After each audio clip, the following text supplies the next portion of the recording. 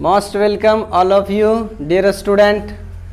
आप लोग अच्छे हैं आशा करते हैं और बहुत अच्छे से आप लोग सीख रहे हैं मैथ को, और मेरा सपोर्ट भी आप लोग बहुत अच्छा कर रहे हैं। ऐसा है कि आप लोग कंप्लीट समझ में आ रहा है आप लोग को। आइए बच्चों, हम लोग और आपको आगे सिखाने का प्रयास करें। हाइट एंड डिस्टेंस सीख रहे थे, याद कीजिए। तो उसमें मेरा अभी है 23 का 1। हम लोग ऑलरेडी वीडियोज डाले जा चुके हैं, आप उसको पार्ट वाइज देख सकते हैं। हम लोग 22 नंबर तक बना चुके हैं। अभी हम लोग 23 का 1 नंबर करेंगे। सवाल क्या है, आपके स्क्रीन पर है, आपके लिए 2-4 बार पढ़िए। हम बार बार एक ही बात को बोले जा रहे हैं। सवाल कैसा है, एक उदाग्र बांस पर किसी स्थान से एक बंदर पाता है कि एक उदाग्र बांस, उदाग्र का मतलब होता है बच्चों खड़ा। तो एक बांस आप बना लीजिए। देखिए एक उदाग्र बांस अगर ऐसे हम लोग कर लेते हैं, ये कैसा है, एक बांस है। तो एक उदाग्र बांस ये कहाँ खड़ा रहेगा, तो ज़मीन पर ही रहेगा। एक बंदर, मान लेते हैं कि कोई बंदर, हम एक बंदर को यहाँ पे बना लेते हैं। मान लीजिए ये कोई बंदर है, आपको दिख रहा है क्या ये एक बंदर है। मान लिए उदाग्र बांस पर एक बंदर पाता है कि जमीन पर स्थित एक वस्तु का अवनमन कोण 30 डिग्री है। जमीन पर कोई वस्तु है, ये जमीन हुआ आपका, पहले से बोल रहे हैं आपको, ये जमीन है। यहाँ से ये बंदर पाता है इसका अवनमन कोण। अवनमन कोण तो कुछ ऐसा बनेगा, तो यहाँ पे 30 डिग्री बनेगा। जो अवनमन ये है वही तो ये है आपका। फिर कहता है बंदर बांस के ऊपर 8 मीटर और चढ़ जाता है। यही बंदर मान लीजिए कि 8 मीटर और चढ़ जाता है। मान लीजिए अभी यहाँ पे है ये बंदर को यहाँ पे बना लेते हैं, तो कुछ ऐसा, ये तो आदमी जैसा है लेकिन समझ लेंगे कि ये बंदर है।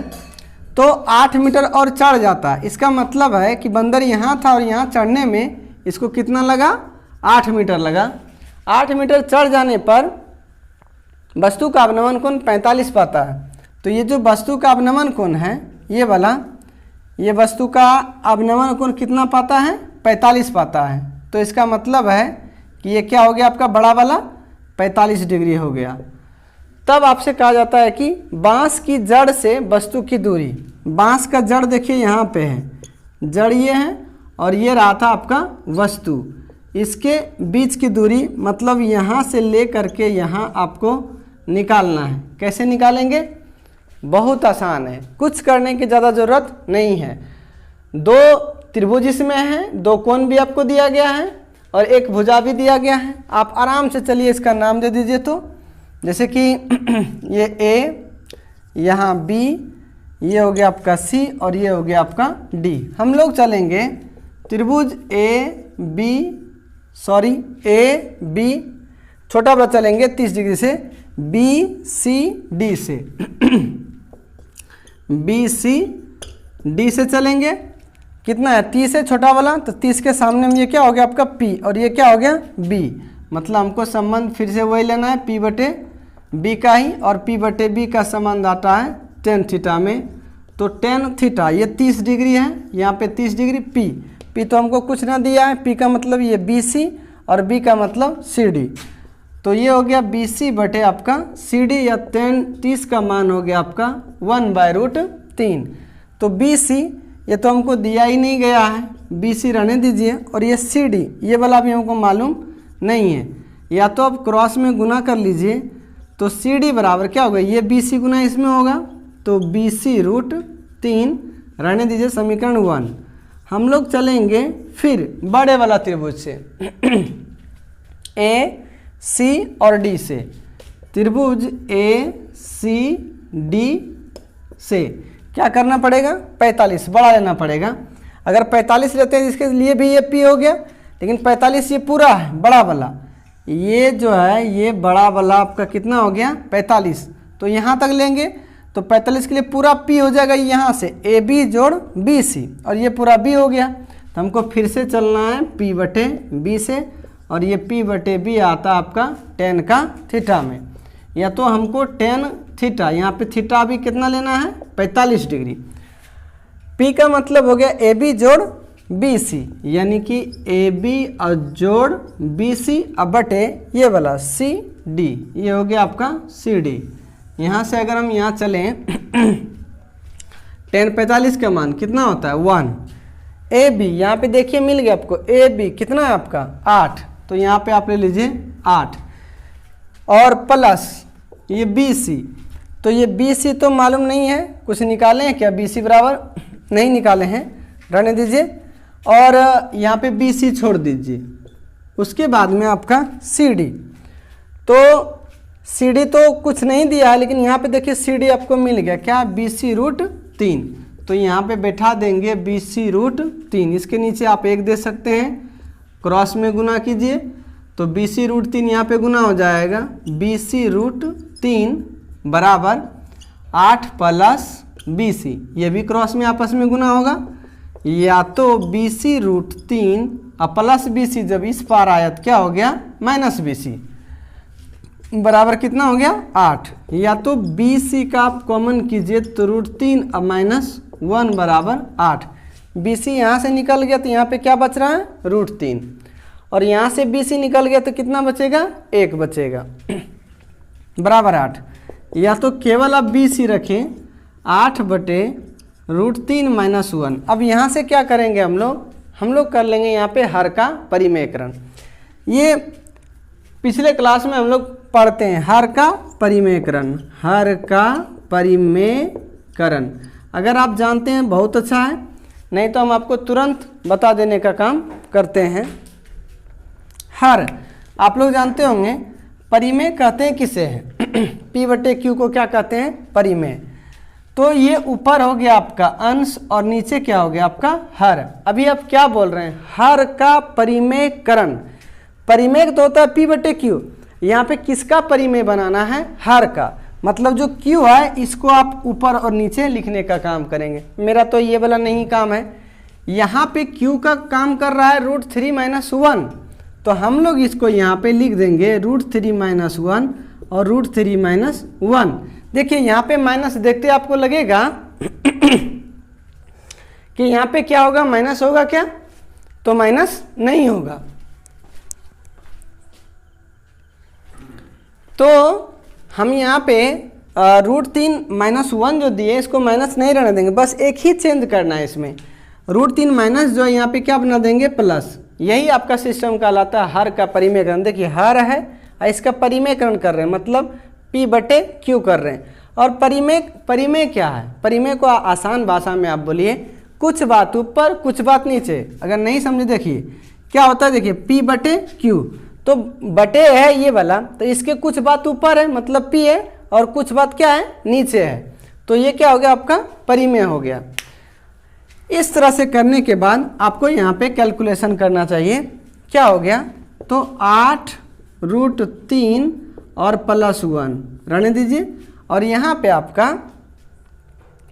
एक बार देखिए a माइनस बी है, एक बार a प्लस बी है, सूत्र एक यहाँ पे आता है, यानी ए स्क्वायर माइनस बी स्क्वायर, आप जानते होंगे इसको, ऐसा ही आप लोग पढ़ते हैं a plus B into A minus B. आपको याद रहता है तो बहुत अच्छा है, याद नहीं रहता है तो आप मेरे जैसा बोलिए, एक बार a प्लस बी और एक बार a माइनस बी, यही क्या होता है ए स्क्वायर माइनस बी स्क्वायर। यहाँ भी देखिए, तो अगर इस तरह से हुआ तो तब तो हम लोग क्या करेंगे, इंक निकल गया था, तो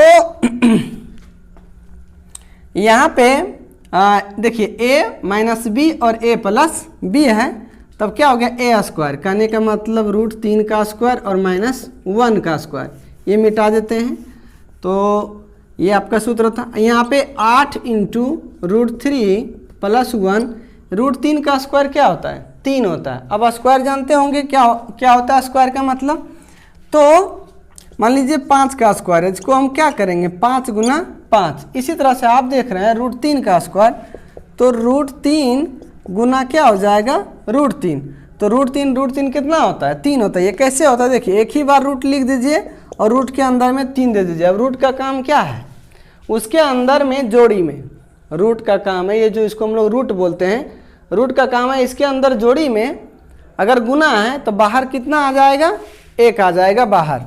तो यहाँ पे हम लोग करेंगे रूट 3 का स्क्वायर हो गया 3 और 1 का स्क्वायर हो गया 1, कुल मिलाकर आपका क्या हो रहा है, यानी 8 इंटू √3 + 1 और बटे 3 में से 1 गया तो यहाँ पे 2 और ये 2 काट दिया 8 को के बार में 4 बार में। तो यहाँ पे आप देखिए √3 का मान होता है 1732। आप याद कीजिए √3 का मान 1732 और √2 का मान 1414। लेकिन शुरुआत से ही 1 अंक के बाद आपको पॉइंट लगाना है। कैसे? अगर √3 है तो 1732 यहाँ पे पॉइंट और √2 है तो 1414, लेकिन शुरुआत से 1 अंक के बाद में पॉइंट लगाना है।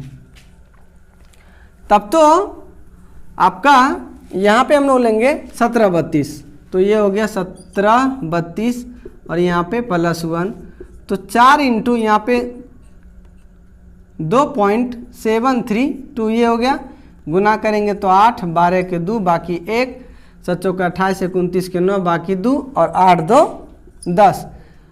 पॉइंट के बाद 3 अंक तो पॉइंट के बाद ये 3 अंक हो गया। तो इसको हम लोग रहने देंगे। हमको क्या निकालना था? हमको निकालना था, सवाल था कि बांस की जड़ से वस्तु की दूरी, मतलब ये वाला सी और डी। सी डी यहाँ पे देखिए कितना है, इसको हम लोग रहने देंगे। यानी चूंकि हमको सी डी निकालना था तो सी डी बराबर क्या हो गया आपका BC √3, BC √3 या तो BC। देखिए तो अभी आप ये BC निकाले हैं, BC निकालें कितना? BC हो गया 10.92 इंटू ये हो गया आपका √3 या तो 10 इंटू 92 इंटू √3 का मान कितना होता है 1732। यदि आप इसको गुना करते हैं तो फाइनली आप पाएंगे, इसको गुना करेंगे तो 18.92। अगर आप इसको गुना करेंगे तो इस तरह से ये आपका क्या हो गया आंसर। समझ आ गया बच्चों? आप उसे गुना करके देख लीजिए, कोई प्रॉब्लम नहीं है। इसे आप आसानी से कॉपी में नोट करें और अच्छा से उतार लें, बाद में फिर प्रैक्टिस करें। इसके बाद आपका आएगा 23 का 2 नंबर। सवाल स्क्रीन पे है, आप उसे अच्छा से पढ़िए, 2-3 बार ज़रूर पढ़ लीजिए। इसके बाद यहाँ पे जब बनता है तो उसे आप बारीकी से देखें। वीडियो को पॉज करके आप चाहें तो उसे सबसे पहले अपने से बनाने का प्रयास करें। बन जाता है बहुत अच्छा है, आप सीख चुके हैं, नहीं तो आप यहाँ से देखने का काम करें। 23 का 2 नंबर। एक पेडस्टल के शीर्ष पर 1.6 मीटर ऊंची एक मूर्ति है। एक पेडस्टल, पेडस्टल क्या है? आप लोग कभी कभी देखेंगे कि कोई सा मूर्ति है, यहाँ पे कोशिश करते हैं आपको समझाने का। मान लीजिए ये कोई पेडस्टल है और इस पर हमने एक कोई मूर्ति बना लिया। कैसे मूर्ति बनाना है? यहाँ पे कोई हमने मूर्ति बना लिया तो हम लोग ऐसे कर सकते हैं। यहाँ पे एक मूर्ति बना लिया, ये हमारा पेडस्टल है और यहाँ पे हमने इसको मूर्ति बना लिया। इसी को हम लोग कहते हैं पेडस्टल। क्या कहते हैं? पेडस्टल। तो ये बहुत बड़ा फोटो हो जाएगा मेरे लिए। समझने के तौर पर हम इसको यहाँ पे एक समझ लेंगे कि ये मेरा क्या है? पेडस्टल है। ये मेरा क्या हो गया? Pedestal, pedestal. तो इस पर एक मूर्ति खड़ा है, तो एक मूर्ति खड़ा कर लेते हैं। 1.6 मीटर ऊंची एक मूर्ति खड़ा है। यहाँ पे इसका जो ऊंचाई है यहाँ से यहाँ दिया हुआ है 1.6 मीटर। आगे कहता है जमीन के एक बिंदु से मूर्ति के शीर्ष का उन्नयन कोण 60 है। ये आपका क्या हो गया? जमीन। ध्यान दीजिए, तो जमीन के एक बिंदु से, कहीं भी बिंदु हम मान लीजिए यहाँ पे बिंदु मान लिए। जमीन के एक बिंदु से मूर्ति के शीर्ष का उन्नयन कोण 60 डिग्री है। जो मूर्ति का शीर्ष है ये आपका शीर्ष हो गया मूर्ति का, इसका उन्नयन कोण कितना है? यहाँ पे 60 डिग्री है। इसके आगे बोलता है उसी बिंदु से पेडस्टल के शीर्ष का उन्नयन कोण 45 है।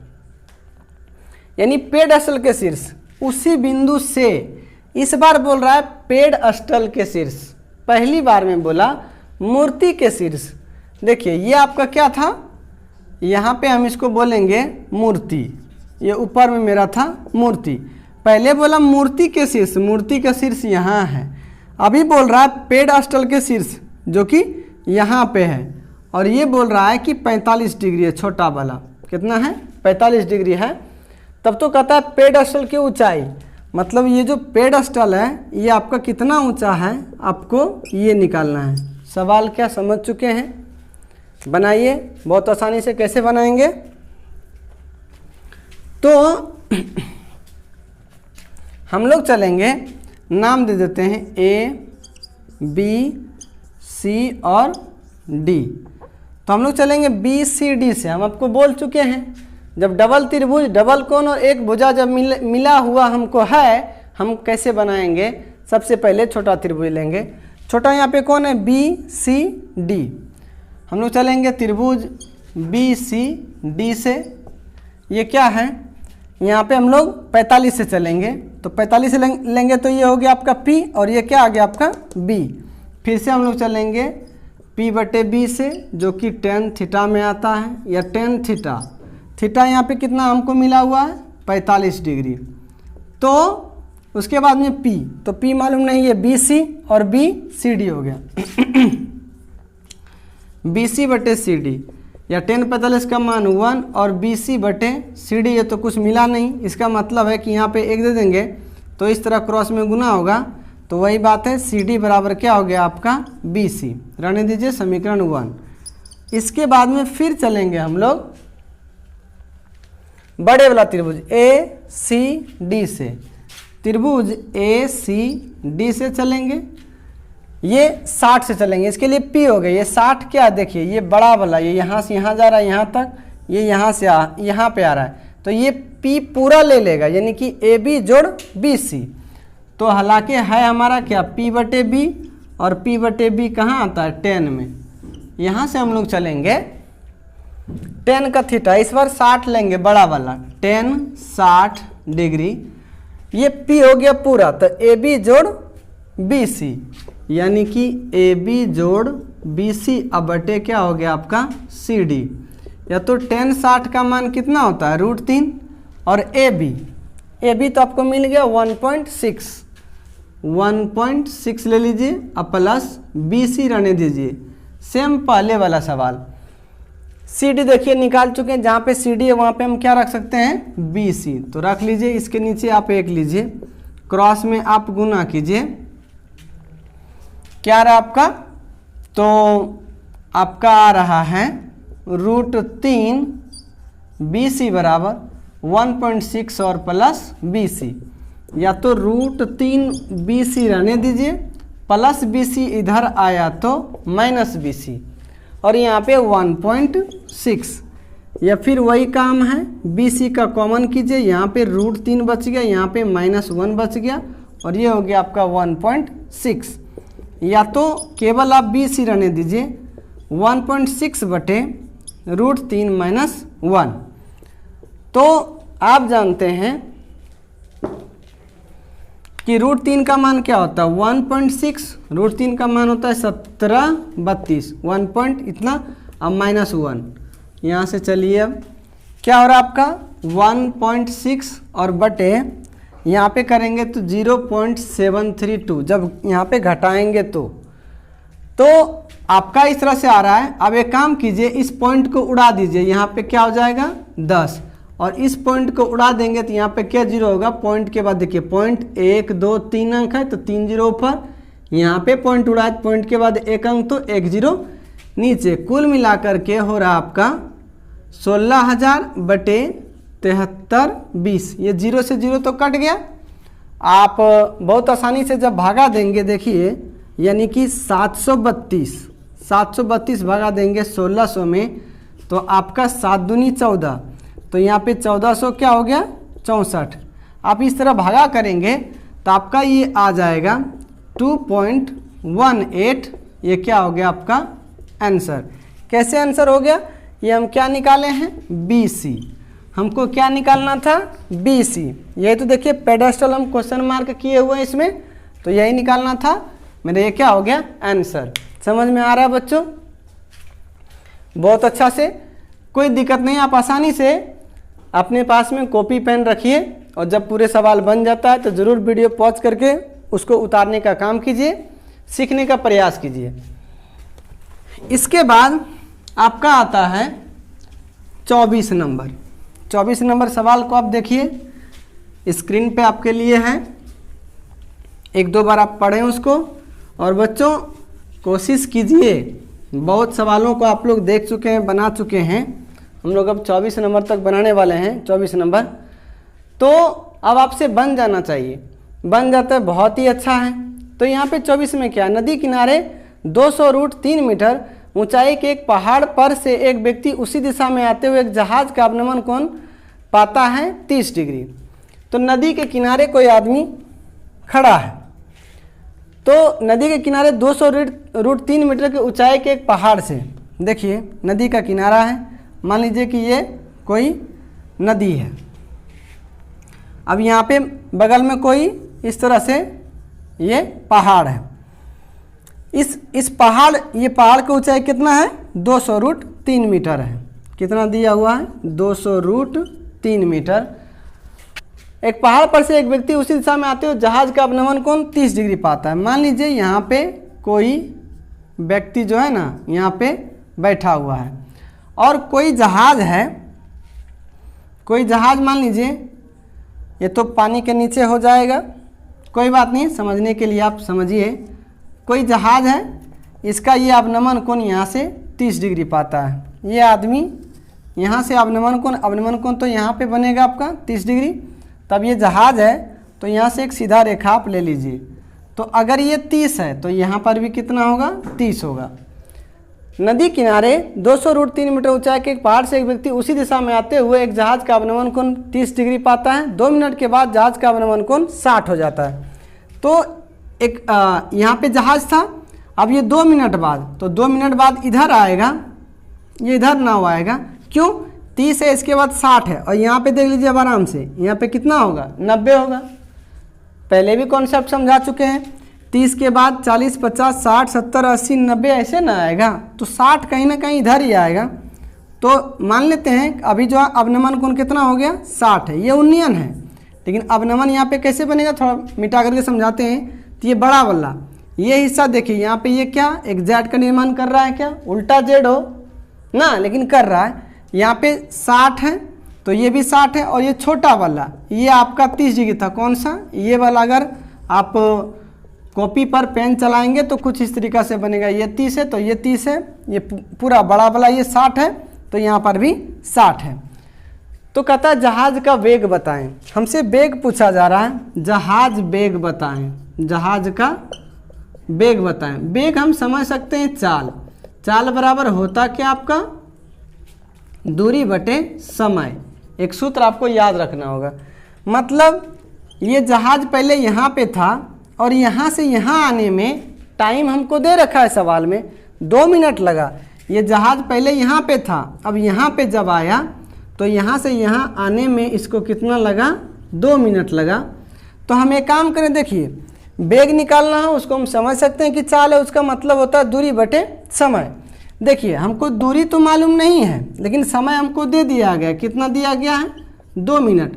अगर यहाँ से यहाँ की हम दूरी निकालें तो दूरी कैसे निकलेगा, ध्यान से देखिए तो चित्र को, 2 कोण 1 भुजा मिल गया, और यही आपका यहाँ से यहाँ तक दूरी है, कुछ नहीं है। हम यहाँ से यहाँ अगर निकाल लेंगे और उस दूरी को हम यहाँ पर अगर रख देंगे, 2 का भागा करेंगे, आप देखिए अभी कितना आसान से बनेगा। जैसे आप सवाल पढ़े होंगे तो यहाँ पे चाल और दूरी देख करके लग रहा होगा अभी कि कैसे बनेगा, लेकिन इसके जितना आसान पहले सारे सवाल हम बनाए हैं उतना ही आसान अभी भी है। नाम दीजिए तो ए बी, फिर यहाँ पे सी और यहाँ पे डी, वही काम सेम टू सेम, पहले छोटा त्रिभुज बाद में बड़ा त्रिभुज। छोटा त्रिभुज कौन सा है ए बी सी, मतलब हम चलेंगे त्रिभुज ए बी सी से चलेंगे, ए बी सी से चलना है हमको। तो ए बी सी यानी कि हमको 60 से चलना है, तो 60 ये सामने में क्या हो जाएगा P, और ये क्या हो जाएगा मेरे लिए B, मतलब मेरा संबंध जो है ना वही P बटे B का है, और ये कहाँ पे आता है tan का थीटा में। तो tan यहाँ पे मेरे लिए कितना है 60 डिग्री अभी ये वाला। तो P ये हो गया आपका, यानी कि AB और बटे BC, यानी कि AB बटे BC। tan 60 का मान √3, AB का मतलब है 200√3, 200√3 हो गया। और BC, ये BC हमको मालूम नहीं, यहाँ पे लिख लीजिए BC, इसके नीचे आप 1 दे सकते हैं। अब देखिए ये √3 और √3 आसानी से आपका कट जाएगा। अगर आपको दिक्कत है, अभी हम काट के दिखाते हैं मेन प्रोसेस से। तो ये क्या हो गया आपका BC √3 बराबर, ये 1 गुना इसके साथ में होगा तो उतना ही रहेगा, 200√3 होगा। या देखिए आप BC बराबर क्या करेंगे, 200√3 अब बटे, क्योंकि यहाँ पे आपस में गुना में है, BC गुना √3। जब गुना बराबर के उस पार जाता है तो क्या हो जाता है, भागा, ये रूट कट गया। अभी देखिए आप कट गया, यही बात हम पहले कह रहे थे कि यहाँ से यहाँ हम इसको काट सकते हैं।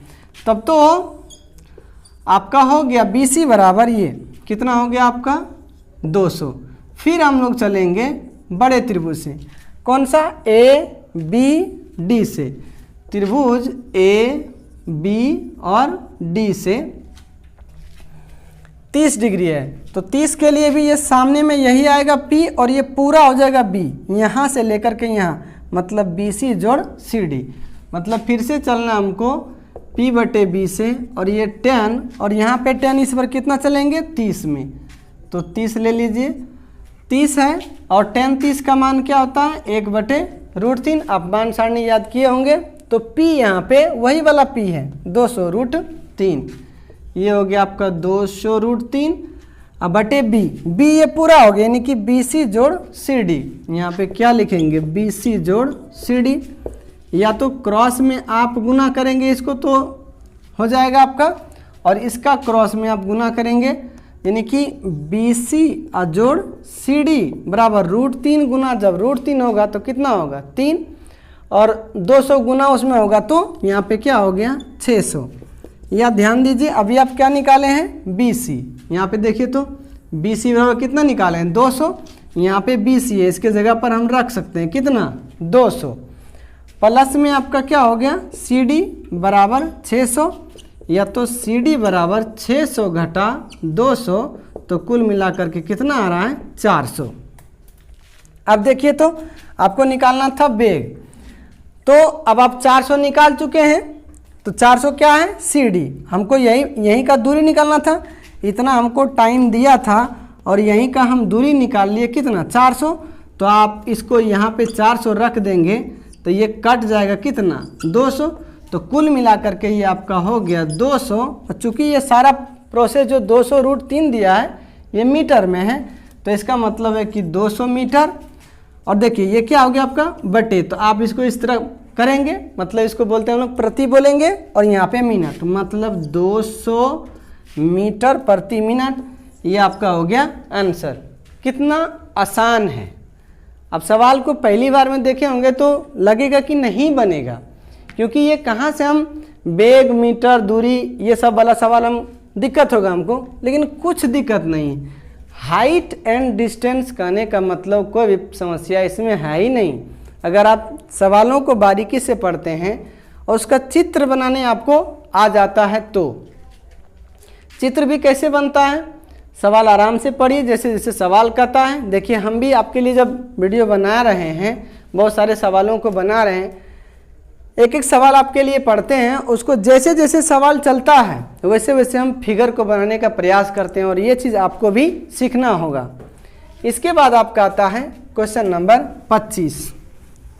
सवाल आपके स्क्रीन पे है, पढ़िए अब बच्चों बहुत अच्छा से उसको 1-2 बार, और फिर यहाँ पे आप देखिए किस तरह से उसको बनाए जाते हैं।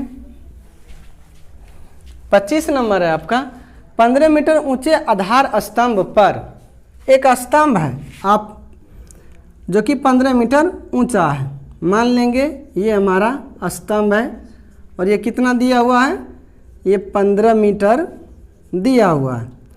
कहता है 15 मीटर ऊंचे आधार स्तंभ पर 30 मीटर ऊंची एक मूर्ति खड़ी है।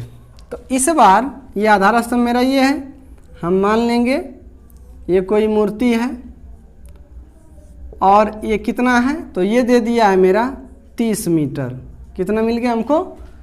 30 मीटर ऊंची एक मूर्ति खड़ी है। स्तंभ की जड़ से 15√3 मीटर की दूरी, ये स्तंभ है और जड़ यहाँ पे है, यहाँ से 15√3 मीटर की दूरी पर, मान लीजिए कोई दूरी यहाँ पर है जो कि 15 ये जड़ है और यहाँ से यहाँ तक की दूरी 15√3 मीटर है। पर मूर्ति कितने अंश का कोण बनाएगी? ध्यान देना, ये आपका क्या हो गया? ये आपका हो गया मूर्ति। आपसे बोला मूर्ति कितने का अंश बनाएगी, मतलब मूर्ति कितना डिग्री का कोण बनाएगा। तो चलो हम यहाँ से एक यहाँ पे खींच लेते हैं और ये मूर्ति हो गया, यहाँ से आपका यहाँ खींच लेते हैं। अब ध्यान दीजिएगा, क्या आपसे पूछा, सवाल क्या है? आपको लगेगा कुछ अलग सा बात यहाँ पे, लेकिन ध्यान दीजिए फिर से, अगर आप एक बार सवाल को वीडियो पॉज करके देखें तो वहाँ पे लिखा है मूर्ति। मूर्ति क्या है? यहाँ से ले करके यहाँ तक जो है वही मूर्ति है, और ये क्या कोण का निर्माण कर रहा है, मतलब ये तो हो गया और ये हो गया। आपसे ये वाला पूछ रहा है, ये वाला, कि ये वाला आपका कितना आने वाला है, कैसे बनेगा? कुछ टेंशन लग रहा है क्या? कोई भी टेंशन नहीं, आप बहुत आसानी से बना सकते हैं। आप इसका नाम दीजिए, यहाँ पे A, B, C और यहाँ पे D। सेम प्रोसेस, छोटे त्रिभुज बड़े त्रिभुज, हम लोग चलेंगे छोटा त्रिभुज में, यहाँ पे BCD से। ये वाला कोण हमको मालूम नहीं है तो आप इसको थीटा मान लें, ये भी आपका थीटा ही अभी निकलेगा। देखिए त्रिभुज BCD से, त्रिभुज BCD से हम क्या देख रहे हैं, ये थीटा है, सामने में ये P है और ये क्या है? B है, मतलब फिर भी संबंध मेरा P/B का है, और ये P/B कहाँ चलता है? tan का थीटा में। ये चूँकि हम थीटा मान चुके हैं, tan थीटा रहने दीजिए। और इसके बाद में P, तो P यहाँ पे कितना है? 15, ये 15 हो गया, और ये क्या है? 15√3 है। 15 से 15 कटा क्या बार में? एक बार में, या तो tan थीटा रहने दीजिए, और यहाँ पे क्या आ गया? 1/3, 1/3। और आप याद कीजिए, अब तक हम कई बार ढेर सारे प्रश्नों में tan थीटा का मान लिए हैं। 1/30 हम कितना बार लिए हैं? कई बार। और कितना डिग्री का लिए हैं? तो वो लिए हैं tan का 30 डिग्री लिए हैं। अब ये tan और tan ऑटोमेटिक कटेगा, इसको काटने का प्रयास ना करें बच्चों। तो यहाँ पे आपका थीटा बराबर क्या आ गया? 30। इसका मतलब ये मेरा 30 आ चुका है, हमको निकालना ये है। अभी हम छोटा त्रिभुज से चले हैं, फिर हम लोग चलेंगे बड़े त्रिभुज से, ACD से, त्रिभुज ACD से चलेंगे। ये हमको मालूम नहीं है, इसको भी हम नहीं होता है तो क्या करें, इसको बड़ा वाला मान लेते हैं। तो ये तो थीटा मान चुके हैं, इसको हम कोई P मान लेते हैं, और P क्या मानेंगे? पूरा बड़ा वाला मान लेंगे, ये पूरा बड़ा मानना पड़ेगा हमको। तो यहाँ पे चूँकि D है तो D मान लें आपके लिए, या क्या कर लें? चलो D ही रहने देते हैं, तो D हम मान लेते हैं, ये पूरा D निकलेगा बड़ा वाला। तो हम चलेंगे, अगर D भी मान लीजिए बड़ा वाला, तो ये पूरे बड़े के लिए पूरा यहाँ से यहाँ P हो गया, और ये आपका क्या हो गया? B हो गया। तब तो फिर वही P/B, और यहाँ पे P/B का tan में चलेंगे।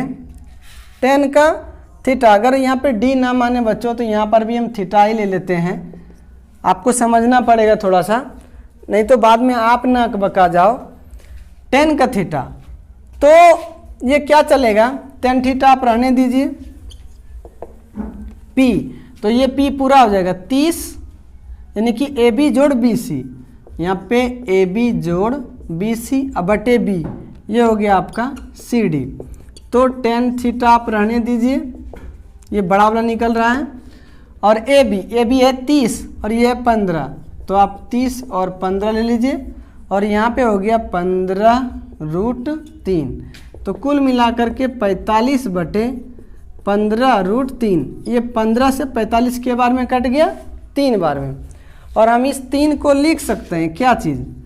√3 गुना √3/√3। तो ये √3 से √3 खत्म हो गया, यहाँ पे कितना बच गया? √3, और यहाँ पे क्या बच गया? tan का थीटा। या यहाँ पर आइए, tan थीटा आप रहने दीजिए, ये √3 tan में कितना का मान आता है? 60 डिग्री। तो आप tan का 60 डिग्री, tan को कुछ नहीं करना, वो ऑटोमेटिक डिलीट होगा और यहाँ पे हो गया 60 डिग्री। अब ध्यान दीजिए, ये पूरा बड़ा वाला आ गया आपका 60, जबकि ये छोटा वाला कितना है 30, तो इसका मतलब ये भी आपका कितना बच गया 30। तो इस तरह से हम कह सकते हैं मूर्ति द्वारा जो कोण बन रहा है वो कितना बन रहा है 30 डिग्री। ये आपका क्या हो गया, आंसर हो गया। लगा किसी तरह का कहीं से भी ये भारी हमको सवाल लगेगा? नहीं लगना चाहिए, बिल्कुल आसान है। इसके बाद हम लोग बनाएंगे क्वेश्चन नंबर 26। आप सवाल को स्क्रीन पर है, उसको पढ़िए। 26 में क्या कहता है, बोला गया है आपके लिए कि 100 मीटर चौड़ी एक नदी में एक टापू है। मतलब 100 मीटर चौड़ा एक क्या है, नदी है, और उसके बीच में एक टापू है। तो इस पर एक ऊंचा वृक्ष है, नदी के विपरीत किनारों से 2 बिंदु P और Q। तो मान लिए कोई नदी है, देखिए तो कुछ इस तरीक़ा से आप नदी बना लीजिए, और इसके बीच में कोई टापू है। टापू का मतलब कह सकते हैं कोई टीला। तो इसके बाद में ये टापू हो गया आपका, कहते हैं 100 मीटर चौड़ी नदी में एक टापू है। तो ये नदी का जो चौड़ाई है इसको सीधा से बना लीजिए।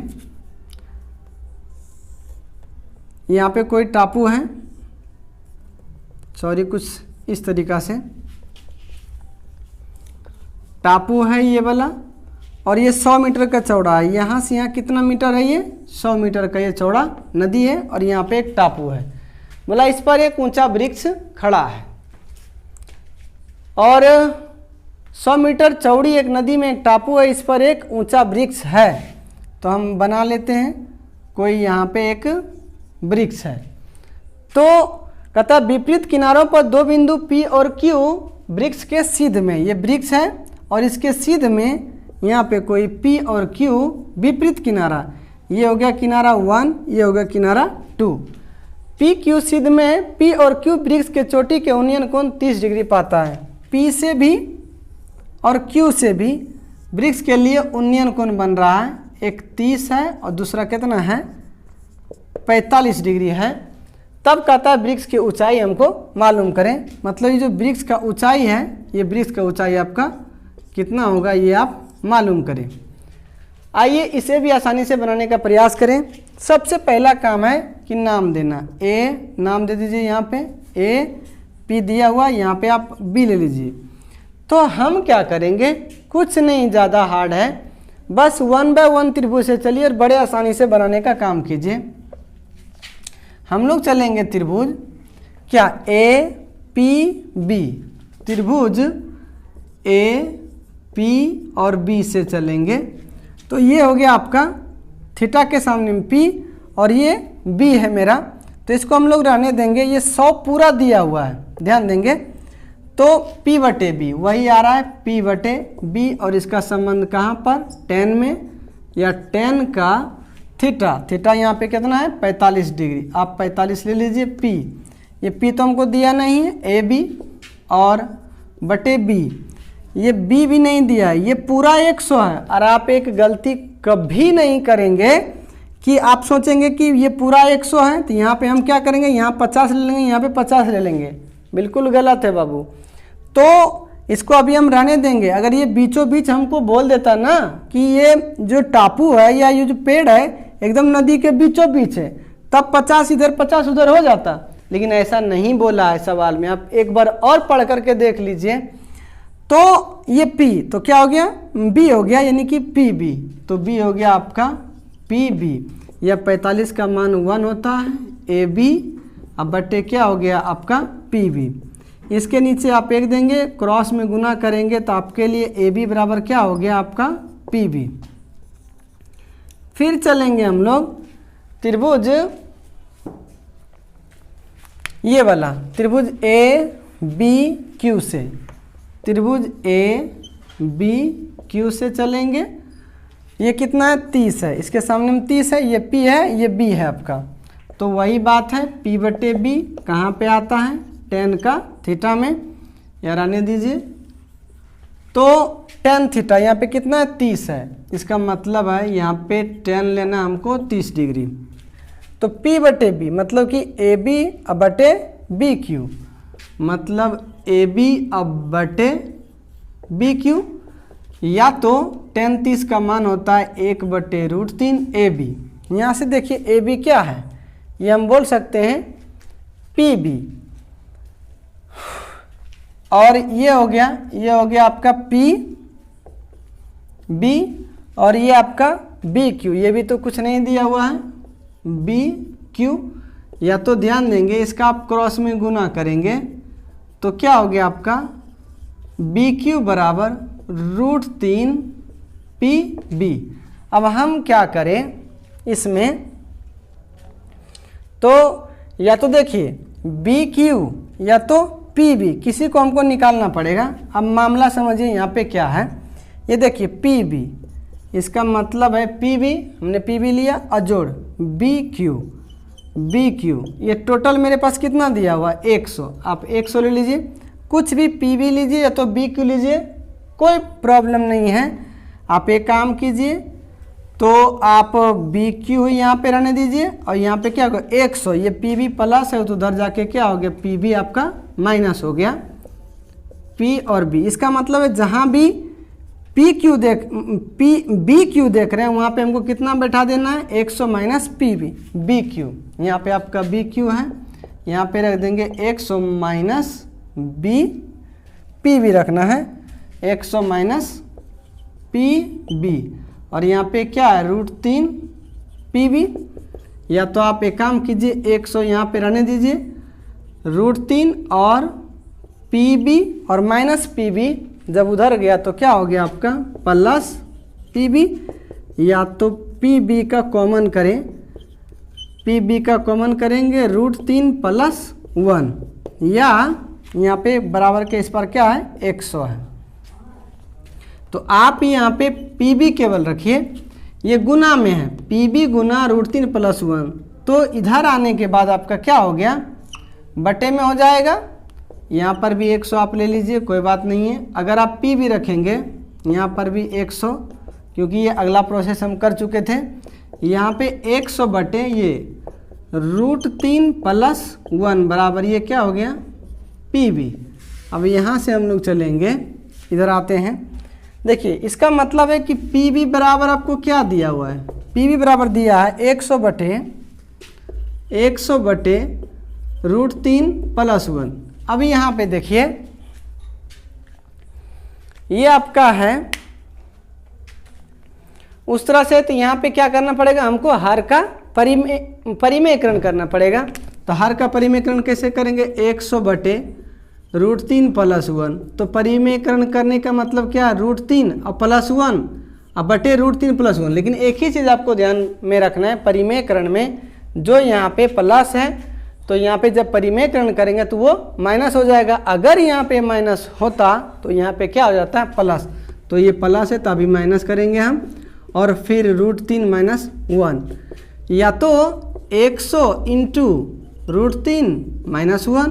अब बटे यहाँ पे देखिए पिछले सवाल में हम बोले थे एक बार A + B एक बार A - B, तो यहाँ पे क्या हो जाएगा मतलब A² और -B², यानी कि 100 × √3 - 1, और यहाँ पे क्या हो गया 3, यानी कि √3 का स्क्वायर होगा तो कितना होगा 3 होगा, और 1 का स्क्वायर होगा तो 1 ही रहेगा, मतलब 100 √3 - 1, या तो बटे में आपका 2 हो गया, ये कट गया तो आपका कितना आ गया 50।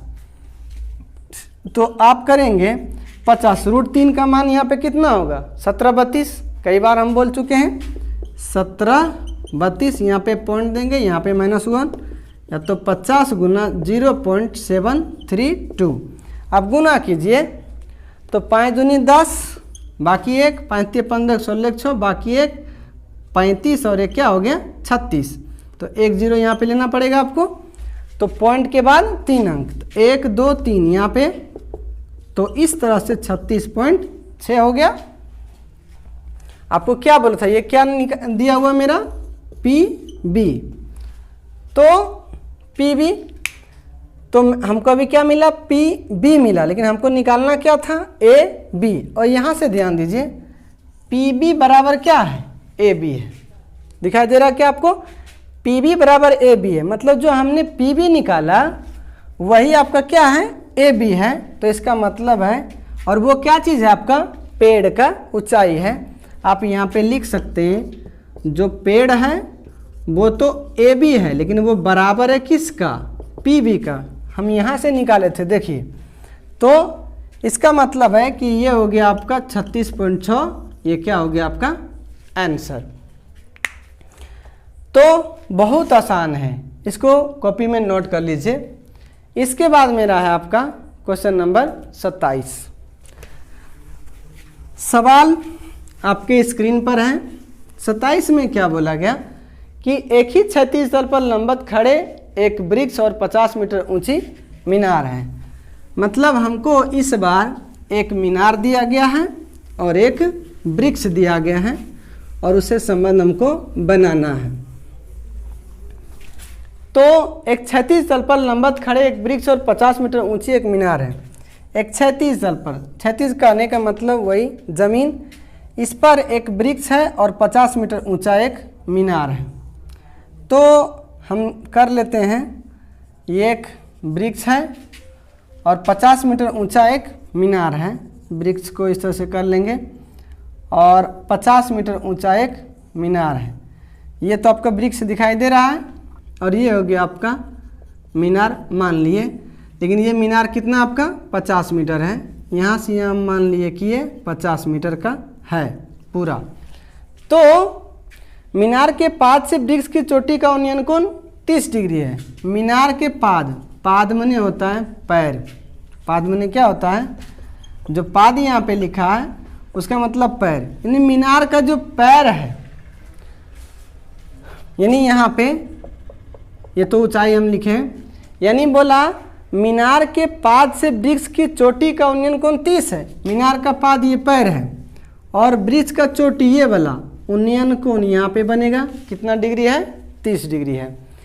इसके बाद मीनार के शीर्ष से वृक्ष के पाद, मीनार के शीर्ष यहाँ पे है और वृक्ष का पाद यहाँ पे है इस पर, तो इसका बोल रहा है उन्नयन कोण आपका कितना है, वृक्ष मीनार के शीर्ष से वृक्ष के पाद का अवनमन कोण, मीनार का शीर्ष यहाँ है वृक्ष का पाद यहाँ है, अवनमन कोण अगर ऐसा करेंगे तो ये 60 डिग्री है।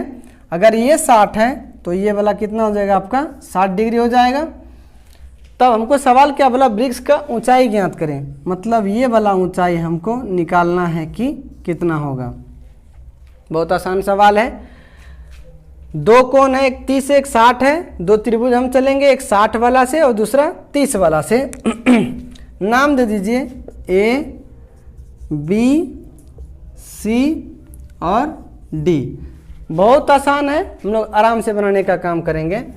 हम लोग चलेंगे त्रिभुज ABC से, त्रिभुज ABC से चलेंगे। तो यानी कि ये 30 वाला, ये सामने में P है और ये क्या हो गया आपका B है, तो ये यहाँ पे P है और ये B है। इसका मतलब है कि हमको फिर से चलना है P/B से, और P/B कहाँ पे आता है 10 में, और 10 हम कहाँ से चल रहे हैं तो 30 डिग्री, ये वाला बराबर हो गया आपका P/B। P तो ये हो गया AB, यानी कि AB बटे ये BC, ये दोनों में से आपको कुछ भी नहीं मिला है, तो 10 30 का मान 1/√3, या तो AB रहने दीजिए और यहाँ पे BC क्रॉस में आप गुना कीजिए, तो क्या हो गया BC बराबर √3 AB, क्योंकि ये भी आपस में क्या होगा क्रॉस में गुना होगा। तो रहने दीजिए, इसको समीकरण बोल सकते हैं 1। फिर हम लोग चलेंगे त्रिभुज BCD से, ये 60 वाला से, त्रिभुज BCD से चलेंगे। तो इसके सामने में ये क्या हो गया P, मतलब कि CD, और ये B हो गया BC, मतलब कि वही चल रहा है P/B, यानी कि 10 में इस बार 10 हम कितना ले रहे हैं 60 डिग्री, तो 10 60 का मान √3 हुआ और P, तो ये P कितना दिया हुआ आपका 50 दिया हुआ है। और ये B, तो B मालूम नहीं, ये BC है, BC रहने दीजिए, इसके नीचे 1 कीजिए। तो अब यहाँ से हम लोग चलें, क्रॉस में गुना करेंगे और यहाँ भी गुना करेंगे, BC√3, यानी BC√3 बराबर ये 50 गुना 1 क्या हो गया आपका 50, या तो BC रहने दीजिए और यहाँ पे 50/√3। तो क्या रहा आपका BC निकालेंगे तो BC कहाँ से कहाँ निकल रहा है, ये वाला निकल रहा है। अगर ये हम निकाल रहे हैं, ये तो मेरा निकल चुका है, तो इसको हम बहुत आसानी से निकाल सकते हैं। यानी कि यहाँ पे BC क्या है √3 AB, और AB का मान तो हमको नहीं दिया गया है, तो कैसे क्या करना है इसके लिए। अच्छा AB मेरा निकल जाएगा, रहने दीजिए। यहाँ पे देखिए BC है और यहाँ पर भी क्या है आपका BC है, ध्यान में आया क्या। ये BC बराबर हम यहाँ पे मान फिट कर सकते हैं, बैठा सकते हैं। तो BC बराबर क्या लाया हमने √3 AB, और इस पार में 50√3 यहाँ पे याद देंगे। अब क्या करेंगे, इसके नीचे 1 देंगे, अब क्रॉस में गुना करेंगे, मतलब ये √3 कितना होता है 3, और यहाँ पे AB मतलब 3AB बराबर ये में यहाँ पे 50 गुना 1 होगा तो 50 ही हो जाएगा। तो इस तरह से AB बराबर 50/3 हो जाएगा। तो ये आपका था। इस तरह से आप भागा देंगे 3/50, तो 16 3 क्या हो रहा है 48, और यहाँ पे 2। ऐसे चलेंगे पूर्णांक में बदलने के लिए, सबसे पहले आप 16 लेंगे, फिर 2 लेंगे, उसके बाद क्या लेंगे 3 लेंगे। इसका मतलब 16.2/3, ये आपका क्या हो गया AB। AB क्या था देखिए, तो ये वृक्ष था, यहाँ से वही हम निकालें। इसका मतलब क्या निकालें हैं, सवाल में बोला था वृक्ष निकालने के लिए, हमने वृक्ष निकाल लिया। ये आपका क्या हो गया, आपका आंसर हो गया